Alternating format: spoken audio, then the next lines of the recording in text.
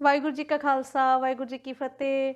ਅੱਜ ਦੀ ਰੈਸਿਪੀ ਜੋ ਤੁਹਾਡੇ ਨਾਲ ਮੈਂ ਸ਼ੇਅਰ ਕਰਨ ਜਾ ਰਹੀ ਹਾਂ ਉਹ ਹੈ ਰਾਜਮਾ, ਜੋ ਕਿ ਤੁਹਾਨੂੰ ਪਤਾ ਪੰਜਾਬ ਦੇ ਵਿੱਚ ਬਹੁਤ ਹੀ ਜ਼ਿਆਦਾ ਫੇਵਰੇਟ ਨੇ। ਹਰ ਕੋਈ ਇਹਨੂੰ ਖਾਣਾ ਚਾਵਲਾਂ ਦੇ ਨਾਲ ਬਹੁਤ ਜ਼ਿਆਦਾ ਲਾਈਕ ਕਰਦਾ।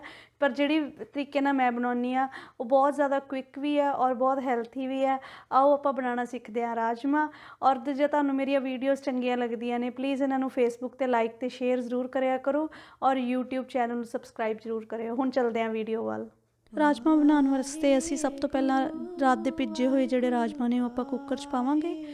ਨਾਲ ਦੇ ਨਾਲ ਅਸੀਂ ਇੱਕ ਵੱਡਾ ਬੌਲ ਪਾਣੀ ਦਾ ਅਤੇ ਕ੍ਰਸ਼ਡ ਪਾਵਾਂਗੇ ਅਦਰਕ, ਲਸਣ ਅਤੇ ਮਿਰਚਾਂ ਅਤੇ ਕ੍ਰਸ਼ਡ ਪਿਆਜ਼ ਪਾਵਾਂਗੇ। ਪੇਸਟ ਨਹੀਂ ਪਾਉਣੀ ਬਟ ਕ੍ਰਸ਼ਡ ਪਾਉਣੇ ਆ। ਅਤੇ ਨਾਲ ਹੀ ਅਸੀਂ ਪਾਵਾਂਗੇ ਟਮੈਟੋ ਪਿਊਰੀ,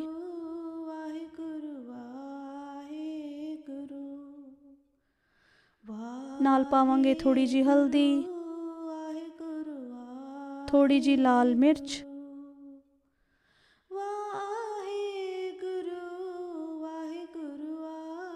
ਥੋੜਾ ਜਿਹਾ ਜੀਰਾ, ਨਮਕ ਪਾਵਾਂਗੇ ਸਵਾਦ ਦੇ ਅਨੁਸਾਰ, ਨਾਲ ਪਾਵਾਂਗੇ ਗਰਮ ਮਸਾਲਾ,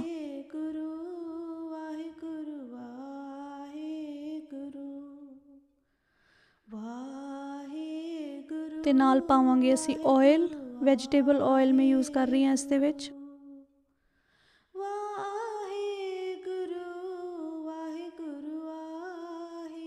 ਇਹਨਾਂ ਸਾਰੀਆਂ ਚੀਜ਼ਾਂ ਨੂੰ ਅਸੀਂ ਮਿਕਸ ਕਰ ਲੈਂਦੇ ਹਾਂ।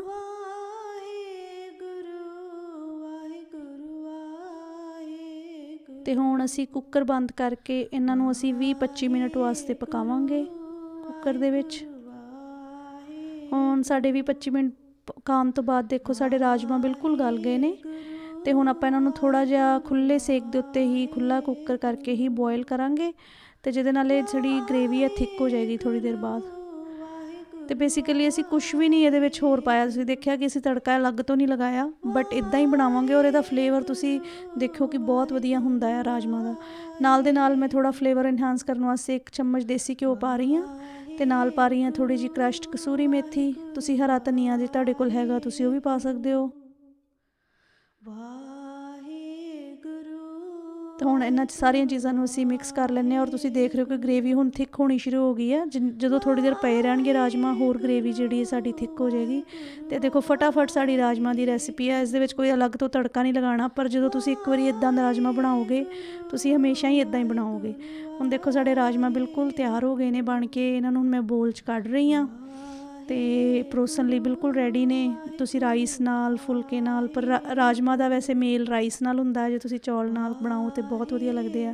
ਹੁਣ ਮੈਂ ਥੋੜ੍ਹਾ ਇਹਨੂੰ ਗਾਰਨਿਸ਼ ਕਰ ਰਹੀ ਹਾਂ ਹਰੇ ਧਨੀਏ ਦੇ ਨਾਲ ਅਤੇ ਨਾਲ ਥੋੜ੍ਹੀ ਜਿਹੀ ਕਰੀਮ ਦੇ ਨਾਲ। ਚਲੋ ਬਣਾਓ, ਇੰਜੋਏ ਕਰੋ ਔਰ ਦੱਸਿਓ ਤੁਹਾਨੂੰ ਇਹ ਰੈਸਿਪੀ ਫਟਾਫਟ ਰਾਜਮਾ ਦੀ ਕਿੱਦਾਂ ਦੀ ਲੱਗੀ।